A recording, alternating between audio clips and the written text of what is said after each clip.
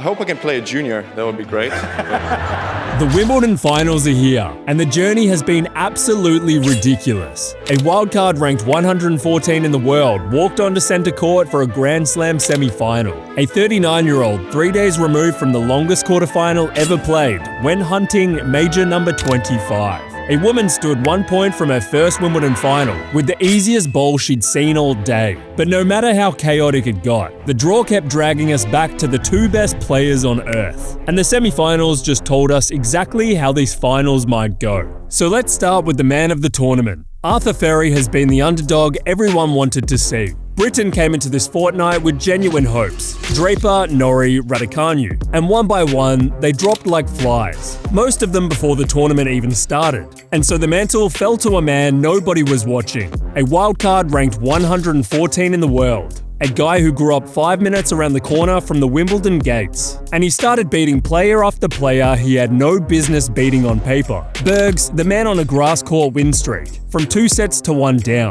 Dimitrov, the comeback hopeful, in a 5-set epic decided 10-7 in a deciding tiebreak. 2 straight 5-set wars, riding the loudest crowd in tennis. So when he arrived in the quarterfinals, nobody knew how much the Ferytale had left in the tank. And waiting for him was Flavio Cobolli, a top 10 seed, a French Open finalist a month ago, a man who had just put Alex de Minaur in a blender. But here's the caveat. Ferry had already beaten Cobolli once this year, in straight sets at the Australian Open. So he came out and oops, he did it again. 6-4, 7-6, 6-love. Topped it off with a bagel. 27 winners, 15 unforced errors. That's far from a Ferytale performance. That is a clinical dismantling of a top 10 player. And with that win, Arthur Fery became the first wildcard to reach a men's Grand Slam semi-final since Goran Ivanisevic in 2001. And if you know your tennis history, then you know how that story ended. But the man on the other side of the net is in the form of his life. Alexander Zverev has dropped just 1 set the entire tournament, a tiebreak against blocks in the first round. Since then, smooth sailing, and in the quarters, he slayed a dragon that had been breathing down his neck for 2 years. Taylor Fritz, a man who had beaten him 7 times in a row, and Zverev played a flawless match. 6-4, 6-4, 6-2. Over 80% of first serves in, Fritz got 4 looks at a break,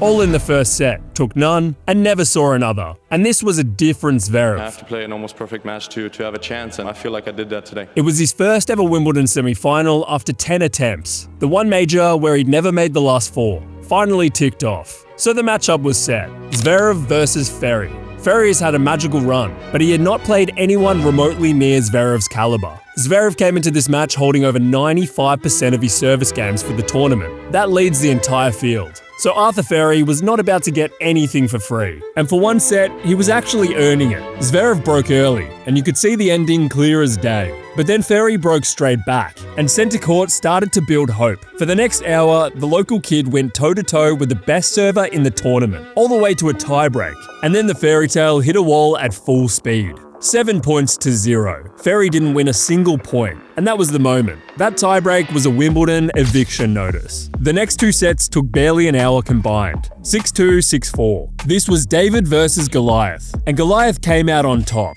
Zverev hit 44 winners, Ferry only 16. And at one stage, Zverev reeled off 15 points in a row. Ferry had the right plan, but every plan looks good until you get punched in the mouth. But Ferry deserves his flowers. 2 weeks ago, he was ranked 114 in the world. On Monday, he will wake up inside the top 40, with entry into every big tournament on tour. As for Zverev, that's now back-to-back Grand Slam finals. But there was just one problem with his prize, which brings us to the main event. The collision the whole sport had circled since day one. Jannik Sinner, the most dominant man in 2026, versus Novak Djokovic, the most dominant man in history. Their roads here could not have been more different. Novak Djokovic took the scenic route. 4 rounds, every single one of them 4 sets. And then a 5-hour and 15-minute war with Felix Auger-Aliassime, the longest quarterfinal in the history of this tournament. He won in a final set tiebreak just 2 days before this match. 16 plus hours on court. 39 years old, running on fumes, records, and the pursuit of immortality.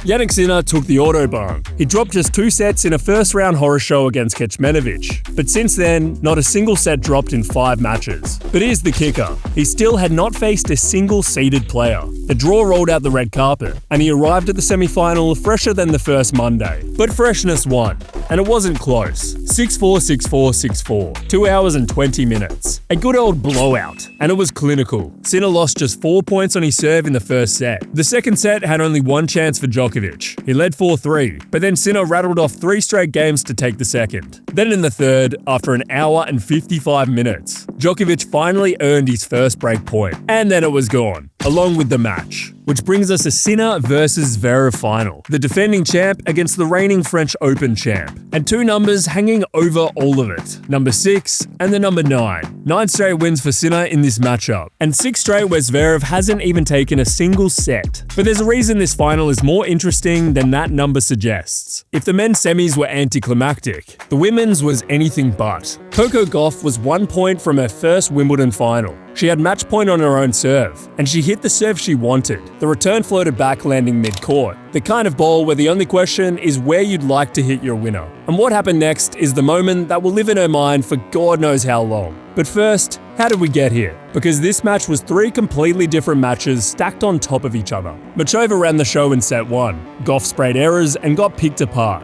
And here's the stat that made that first set feel like a death sentence. Karolina Muchova was 28-0 this season after winning the first set. But set 2 was a complete mirror image. Gauff flipped the entire dynamic, charged the net relentlessly, broke early, and rolled to a third 6-1. And then the third set became a staring contest. 12 games, 0 breaks. So it went where it was always going. A 10-point tiebreak for a place in the Wimbledon final. And what a horrible, beautiful mess it was. Muchova started brilliantly. She went up 6-3, but Gauff dragged it back 6-all, then took the lead 9-8 and earned match point on her own serve. Big serve down the tee, weak return, and instead of ripping a forehand, Coco opted for the drop shot, which went straight into the net, in what was one of the worst match point misses we have seen in a very long time. And I don't say that to disrespect Gauff. Players miss match points all the time, but it was the how, not the what, that really stung. But it wasn't over.